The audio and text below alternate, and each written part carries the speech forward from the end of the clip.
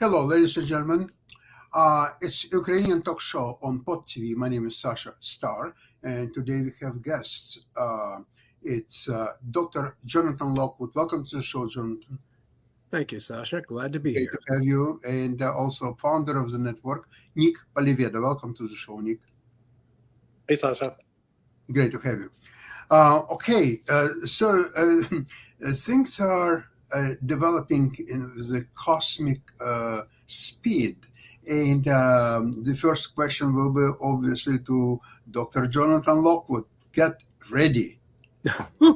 Okay, it's coming right at you. Okay, there's no place.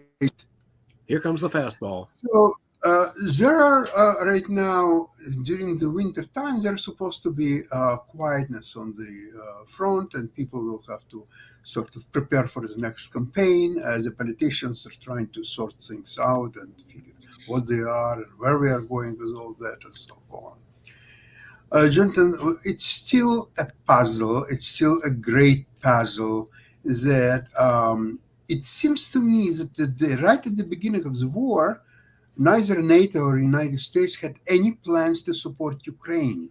First of all, they weren't anticipating it. They weren't anticipating the invasion. That's simple. No. Wait. United States did anticipate the invasion as early as October of 21.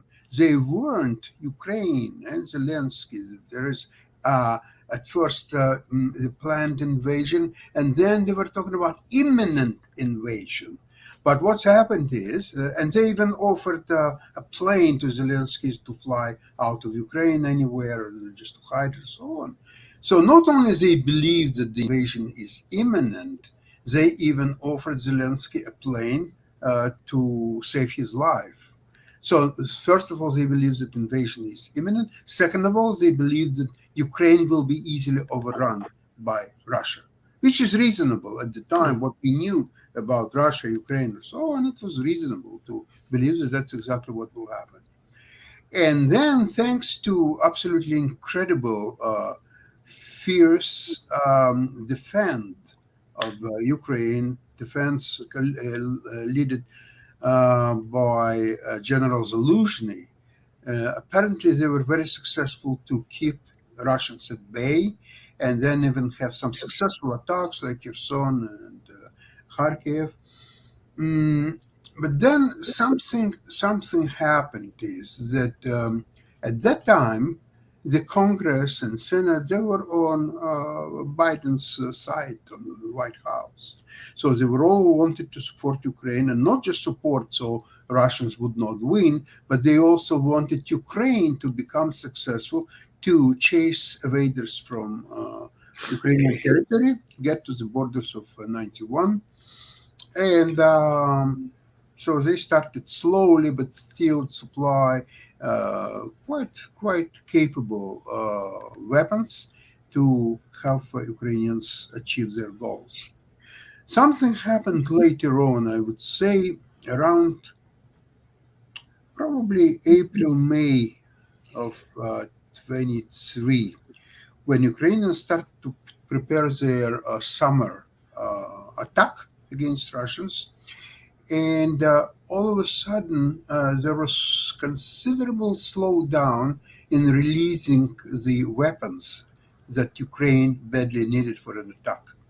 Because according to any NATO doctrine, the attack against the enemy, where you don't have superiority in the air, not only superiority, you don't have anything in the air except Russian planes.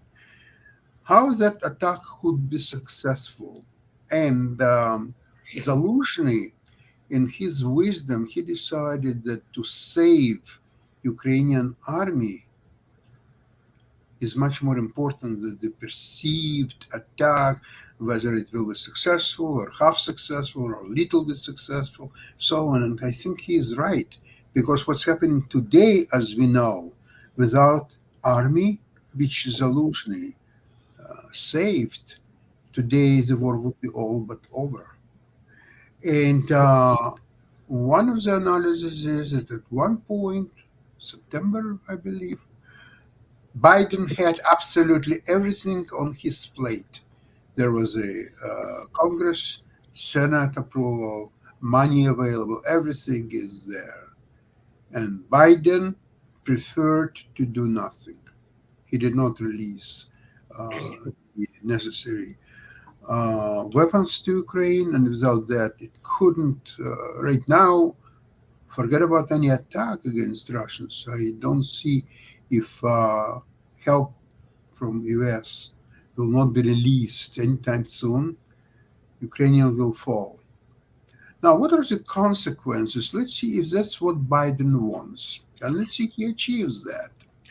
What's in it for him? What Biden's game plan? How Biden can benefit from the fall of Ukraine? Jonathan, maybe you know more than I do, so please explain. I got that. You got me on that one, because I just cannot see what benefit, unless he has some arrangement that we had know absolutely nothing about. I cannot see how Biden would benefit politically from the fall of Ukraine. There would be both international backlash as well as some considerable domestic backlash.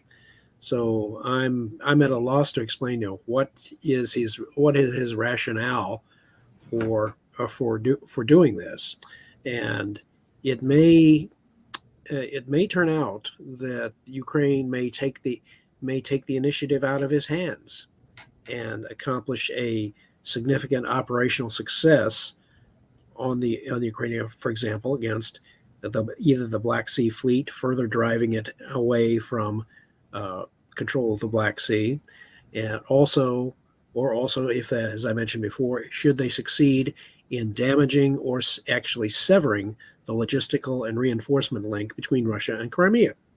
Now, if they can, theoretically, they could accomplish this with long-range firepower over the winter, because it does not require ground troops physically severing and occupying the link.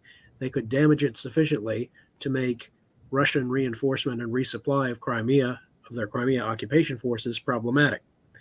And so that would be a significant measure of success, so that when favorable weather comes around again, that Ukraine could commit its strategic reserves into an actual physical invasion of the Crimean Peninsula, and inflict that major operational defeat upon Russia, which is necessary if Ukraine is going to emerge from this war independent and whole.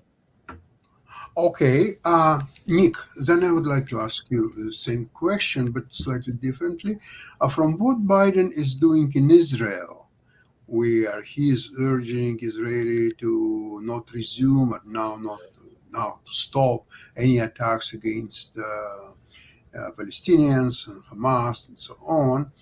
And that, I've already said on previous programs, this is being explained that Biden feels that with support of Israel and against so many supporters of Palestine, with their all the social media, TikToks, and all this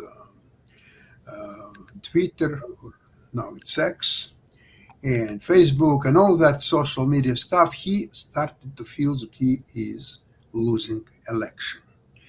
So an idea that now he's stopped providing Ukraine with any help. It's no more weapons, no more financial assistance, or so on. So maybe that plays to his plan to somehow win the election. And maybe he believes that by not helping Ukraine, it will provide him with some kind of a platform that similar to Trump, let's make America great again. So now Biden can say, let's make America great again. No help to Ukraine, no help to anybody. We want to help only to America and American people, and that's how Biden believes he will win election. Is it, Nick, according to you, any truth in that?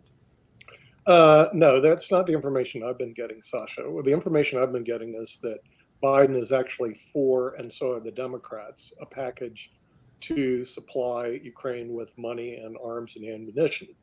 The Republicans are the ones that are against the package because all of a sudden now they recognize we're 34 trillion in debt, and we've been 34 trillion in debt for a long, long time. So what we're seeing is really the Republicans are dragging their feet on aid to Ukraine. It's not the Democrats and not the Democratic Party. Now, what does Biden have to gain?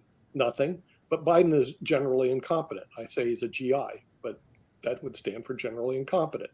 And it started the incompetency when we saw Afghanistan, the horrible withdrawal of Afghanistan, and leaving huge amounts of assets in Afghanistan in a place that we basically had under control for decades, opening up the door for demagogues like Putin to say, well, if they're not going to do anything, I'll just take Crimea. And then eventually I'll just go ahead and take Ukraine. Now, all of a sudden, the United States woke up, or at least Biden woke up for a couple minutes and said, well, maybe not. But actually, Biden didn't do anything there either. Sasha, it was the Ukrainians that stopped the assault on Kyiv. I don't think the United States is a worthy ally to anybody around the world. I think what you need to do, if you're listening to this and you have another country, you need to make sure that your country has its own adequate defenses. What our foreign policy has now stated is you cannot trust American foreign policy. And until we get good leadership, which we don't have in Washington. Is there any American foreign policy to your knowledge? No, it isn't. American foreign policy is based on the wind of the day.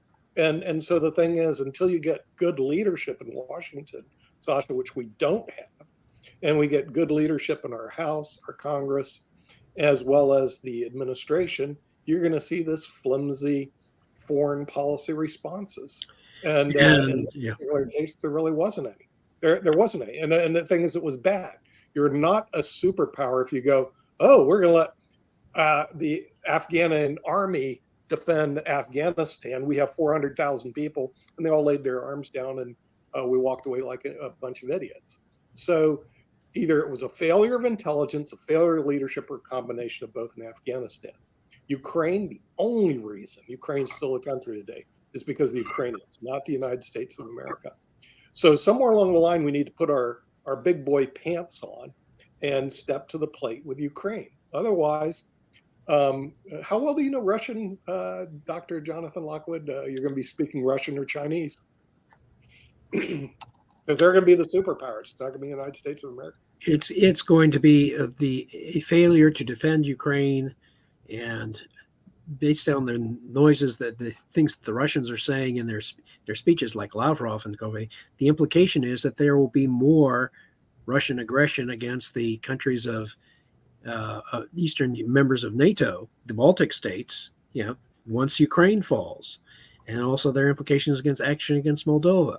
So the failure of to demonstrate any kind of firm, coherent resistance that is backed by a coherent strategy, which when you have weak leadership and indecisive leadership, you cannot really have a coherent and decisive and firm strategy.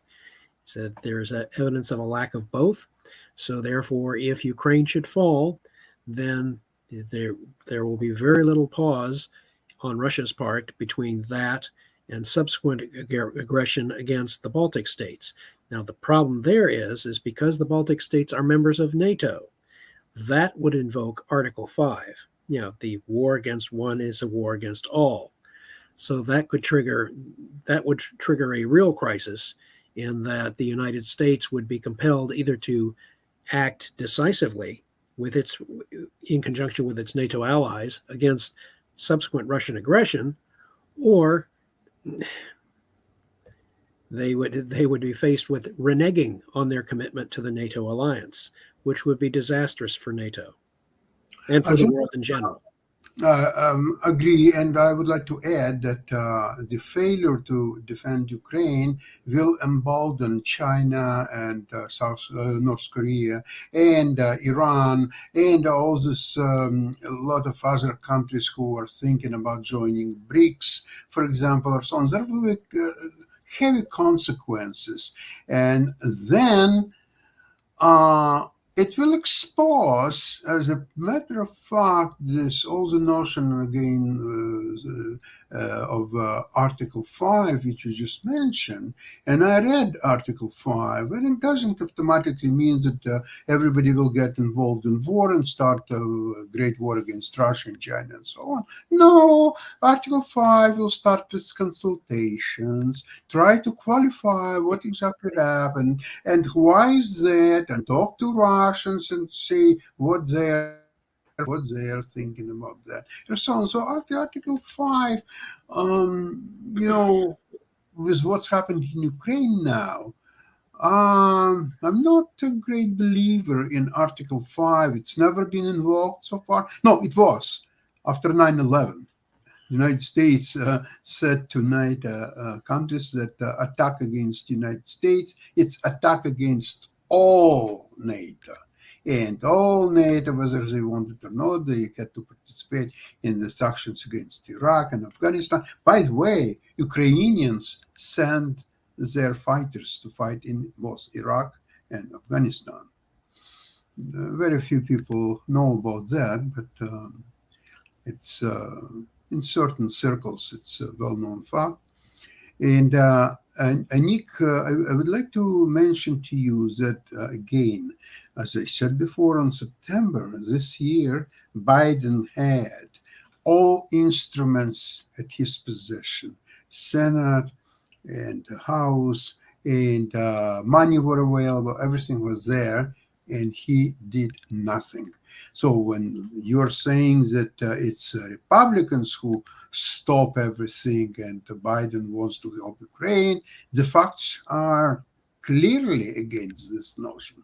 Furthermore, right now what's happening is that so the Biden, now he has very interesting situations that if Republicans will not approve this package that's now under discussion, so Biden will say, well, look, I wanted to help the Ukraine, but it was derailed by Senate and specifically the House.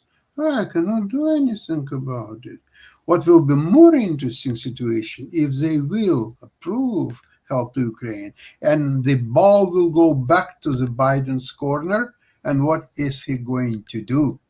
Now that he will have another approval from Republicans, that he will have all the money and weapons and everything is available, yet he doesn't want to do it. One political analyst, he expressed an opinion that actually I heard the latest talk show by Professor John Mearsheimer, who clearly says that it's a horrible mistake by United States to help Ukraine to begin with from day one. They should have allowed Russians to overrun Ukraine as quickly as possible and then figure out how to deal with Russia and say, well, look, of course we could defend Ukraine. Of course we could send all F-16s and HIMARS and Abrams and not 30 tanks, but 300 tanks, and not a few ATACMS missiles, but 500 ATACMS missiles, which could shoot at 300 kilometers and farther. And so we could destroy, but we didn't do it because we love you. We want to be friends with you. So now let's talk.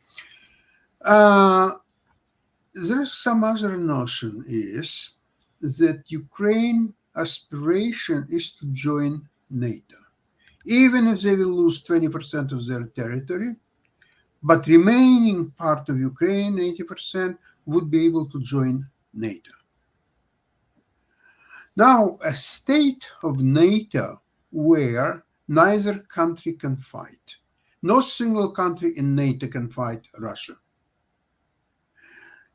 United States doesn't have necessary ammunition even even if it wanted to help Ukraine, they don't have a necessary ammunition, because the continental war in Europe is very different from the wars United States fight, such as Iraq or Afghanistan or even Vietnam or any others, because they are fighting increasingly relying on their enormous fleet of avia carriers and several others, and they have incredible firepower.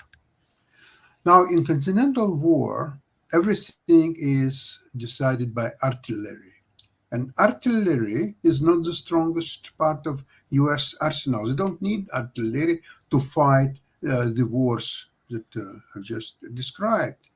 So, all NATO concept, maybe it was necessary in a Cold War time. I'm not so sure that NATO concept is viable today. The paragraph 5 never been tried, and I'm not so sure whether it will work or not. The continental fight against Russia is very uncertain. If you're talking about not using nuclear arsenal, so it's very unclear to me how NATO can prevail over the Russia, because Ukraine is by far is the strongest army on the continent but Russia. And even fighting on its own territory, it has a very difficult time to fight Russia.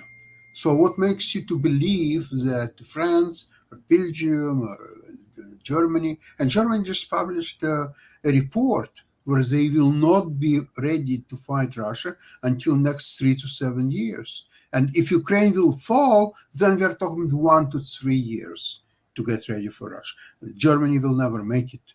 So Ukraine, essentially, it's a mirage. They want to join organization of which best days are far behind, and which is very unclear what potent organization it is now. Jonathan, what do you think? Well, I tend to agree with you, because right now, while the Ukrainians still have the chance to take the initiative and have their fate in their own hands, again, it comes back to the time is working against them. They need to inflict a significant operational defeat upon the Russian forces. And those two areas I've clearly identified. The Black Sea, denying Russians control of the Black Sea and severing that operational link. Once that is done, then I predict that would shore up considerably Ukraine's political standing with its Western allies, with the United States and NATO, and the United States leadership might be persuaded to say, "Hey, it looks like it's not a lost cause after all." But the whole issue turns upon whether or not Ukraine on its own can inflict, with the means that it has available, can inflict a significant operational defeat upon the Russians in theater. Jonathan, but I still have a lot of problems where NATO and US were insisting on the attack during the summer months, attack against Russians, where they knew well that Ukraine doesn't have any superiority in the air. The Russian defense was incredible with the mining field and so on. So what was the plan? The plan was to get Ukraine in all-out attack and say whether they will be successful, that's great, let's help them and so on, or Ukrainian army will be completely eliminated during this attack. So they were, okay, Ukraine, unfortunately it didn't work. Well, we all meant well. We all wanted Ukraine to be successful and victorious, but unfortunately that didn't happen. So what's now? Well, it's time to talk to Russians. By the way, Russians now, they don't believe that any talks with Ukraine, far from complete capitulation similar to Germany in 1945. Russia is not interested in any talks with Ukraine. They're happy with the status quo. They're happy to continue to fight for time being, a year, 3 years, 7 years. It doesn't matter. Russia is prepared for that. Essentially, Russian mm, economy now reminds a lot of Russian economy in 1944, 1945, where all country was working for the victory in Second World War. And that's what's happening now.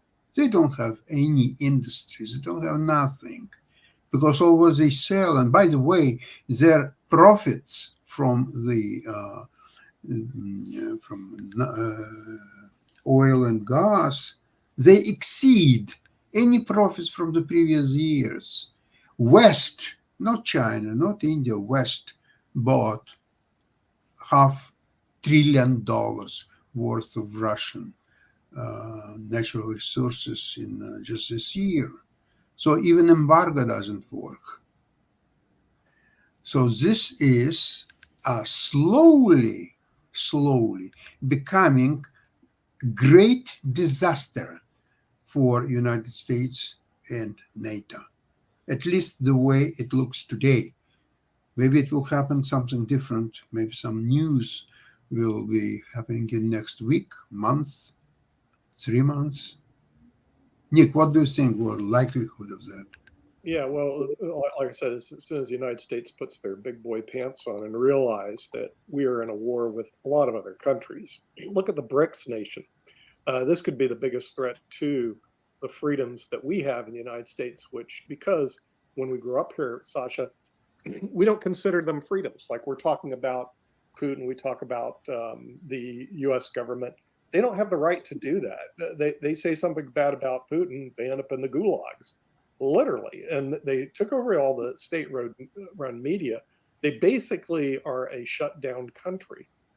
So the thing is, what Ukraine, why is it Estonia, Latvia, Lithuania, and Ukraine want nothing to do with countries like Russia? Because they're hardcore dictatorships. But now we also have to look.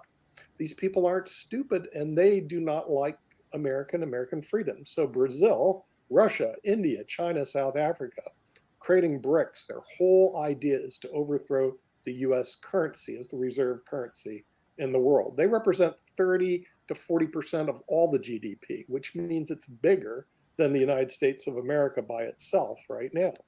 The problem in the US is we are not aware, or we're so busy watching, what is it, The Golden Bachelor or whatever else they have on TV, The Voice or whatever nonsense. We're not even aware. There are several countries that want to see us to be relegated to a third world country, and that, yes, Ukraine is just the beginning of us being controlled by what was a communist bloc, which is basically Russia and China. And the thing is, China and India support Russia. Russia economy would completely collapse if it wasn't for India and China. So we have to get real on what's going on here in the world, and we do not have the leadership that has a clue. Remember, your leader, well, actually, it's not your leader, Sasha, you live in Canada, so you're good, maybe, okay. Our leader is a graduate of a third-ranked law school graduating the bottom of his class. Okay, let me tell you something. That's not good to be the leader of the free world. And because of that, he makes decisions which you would expect of a bottom of the class going to a third class law school, which is pretty poor. We have better leaders out there. We need to get one real quick and get rid of this guy. And as they say in sports, we need to go a different direction. Jonathan, I would agree with Nick on that, because without a strong leadership, without a strong leader that has a clear idea, a clear strategy. Now, I talk about, from my part, based on my research, that the United States needs to adopt a strategy of asymmetric response.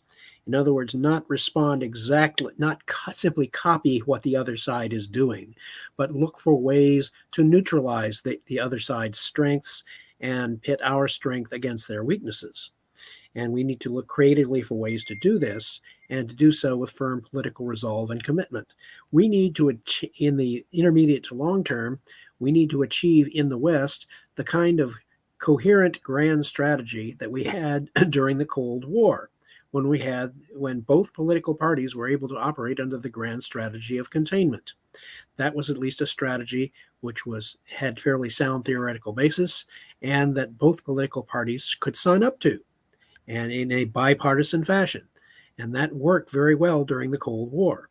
The strategies that the U.S. developed during the Cold War were designed to contain the former Soviet Union and rely upon the internal stresses and contradictions by keeping it from not achieving through military conquest what they could not achieve otherwise. Essentially, they buckled under the stresses of their own internal contradictions. That strategy worked.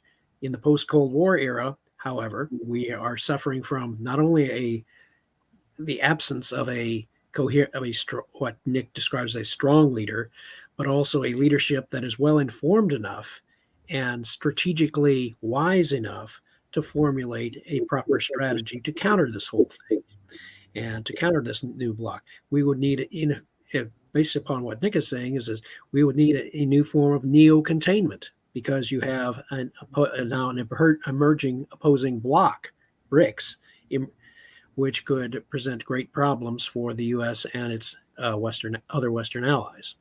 So, given that, it's next year's presidential election is going to be quite a decisive one, and it depends upon whether the United States keeps going in the direction of what I see as increased isolationism, which would be disastrous for other nations, which would be disastrous for U.S. allies, or it decides to, with a new leadership, to execute an about face and formulate a coherent counter strategy, which of course runs the risk, you have to accept it, runs the risk of a larger war. Because if we allow Ukraine to fall in the meantime, we run the risk of greater conflicts. If the lessons of World War II have taught us anything, allowing these little microaggressions to succeed only sets the stage for future conflicts down the line, and larger ones, and ones quite possibly less favorable to the United States. I think the biggest problem is that the U.S. policy, international policy, if there is one, and if indeed there is one, it's based on the premises of 50, 60 years ago, where America was a big defender of democracy around the world and did everything to defend it. Today's concept is quite obvious. Democracy is not something that every country wants or needs. In US, that's fine, maybe in a few more countries, okay. But most of the countries, they don't need democracy. They don't want democracy. And besides, United States doesn't have enough power to promote democracy and defend democracy and so on. So all this talk about democracy, it's a garbage and has to be gone. All this freedom of speech and all this other stuff is nothing. It's just multiplied by all this use of social media and TikToks and just name it, Twitter or X now, and the Facebook and so on. I think that United States in 5 years, there will be a military regime. There will be complete the elimination of all social media. At least people in the army will not be able to use social media, period. And the military is what made US great and will allow US to remain great power. But it has to be complete militarization of the US. It has to be mandatory military service of all men from 18 years old, all of them. No financial status or any other considerations should be there. All of them, 100% of all 18 years old have to go to military and go through at least 2 years in military.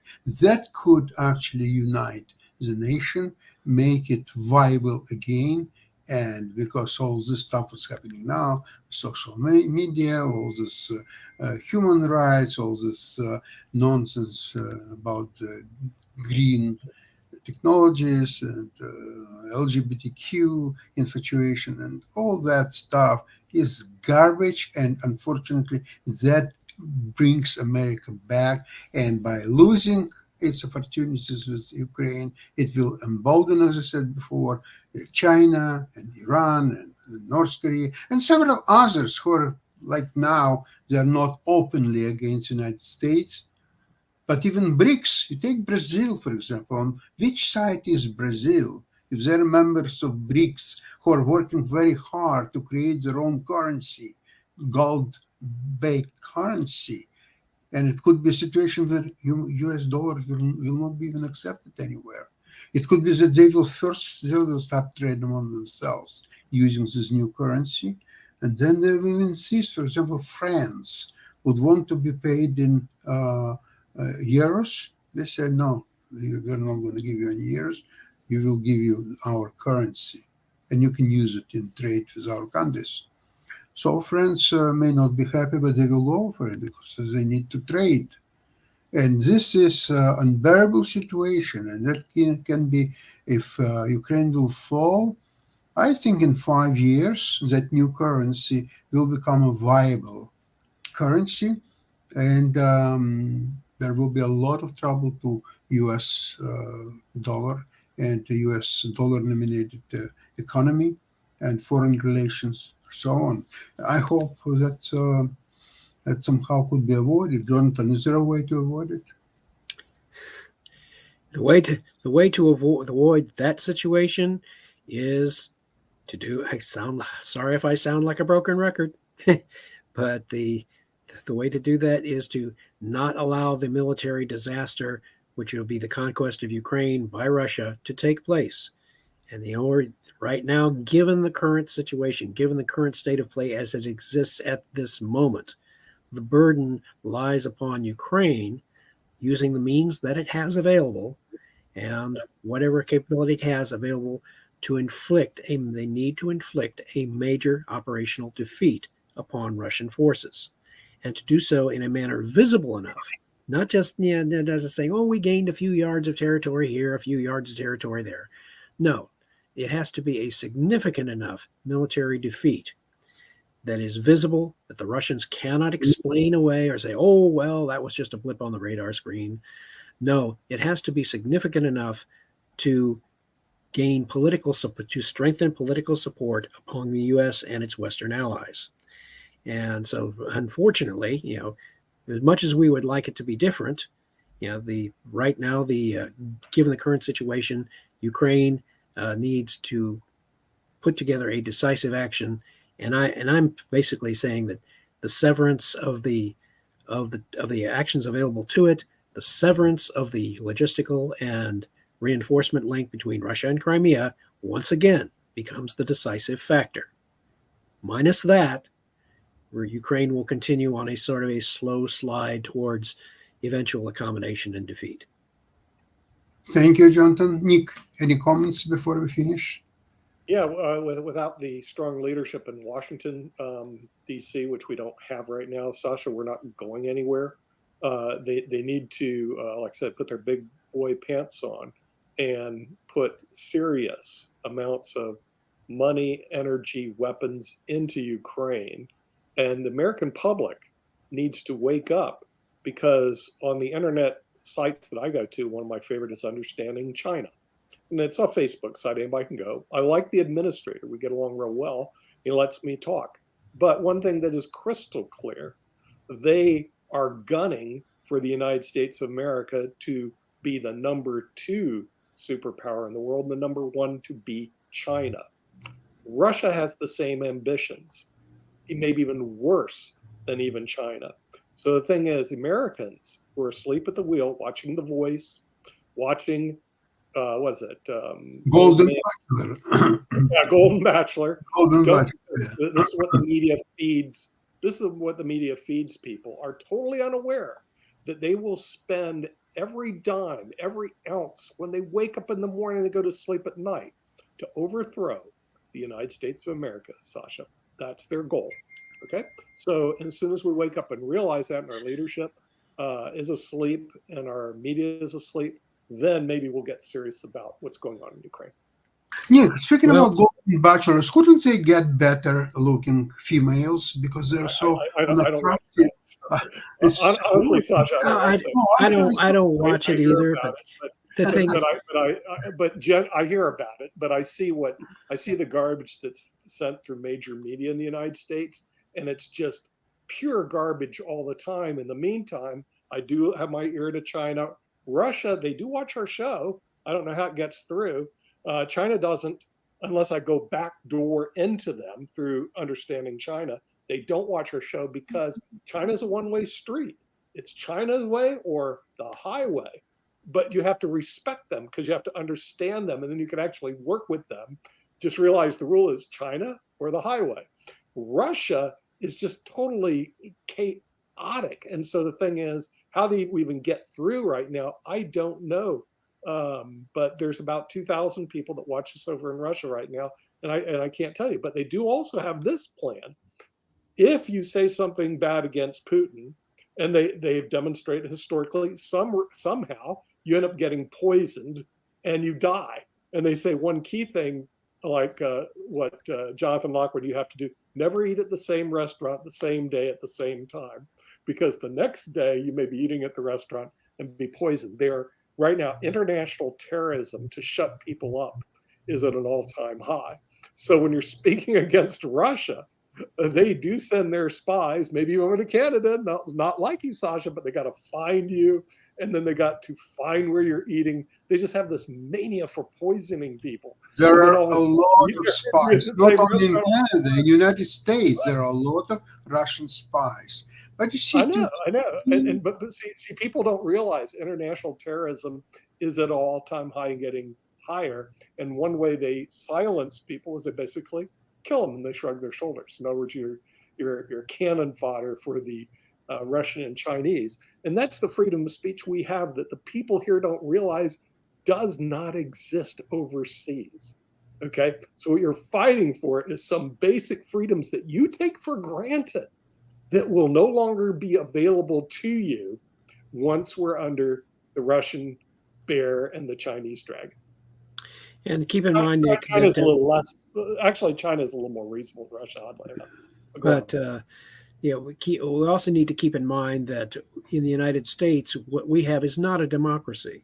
We have what the founding fathers intended to be constructed a constitutional republic, which is different, and it is totally unique compared to the so-called pure democracy, as many political scientists have observed, tends to eventually degenerate into what the founding fathers called the tyranny of the majority.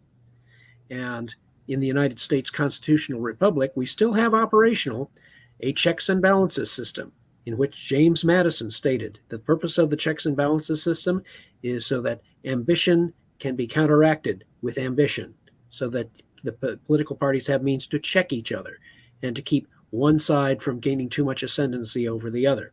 That is a set of checks, and that system is unique in the world compared to other countries. And we have not really been successful in exporting that kind of system to other countries.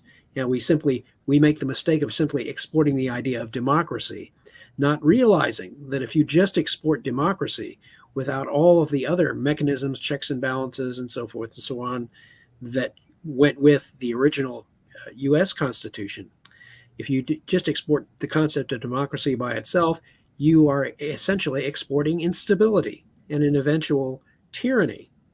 So that has to, we do not, when we try to export our example, we don't do a very good job of it. And we need to do better in that in future decades. But in the meantime, what Sasha mentioned, having a strong leadership, which would entail the United States essentially moving farther to the right politically than it is now. This would be necessary in the short to intermediate term, buttressed by a coherent foreign policy and national security strategy, neither of which we have. at the moment. Right now, we are engaged in what I call ad hocery.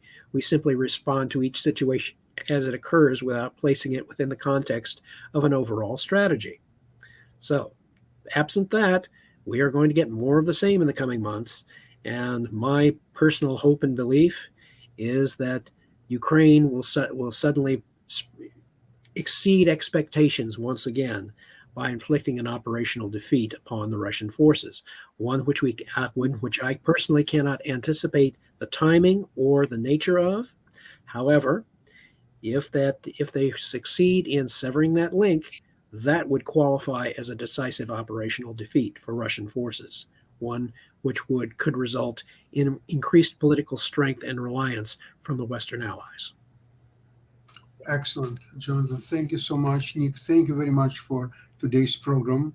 And I'm looking forward to see you on Friday, same place, same time. Thank you very much. Bye-bye, everybody. Спасибо.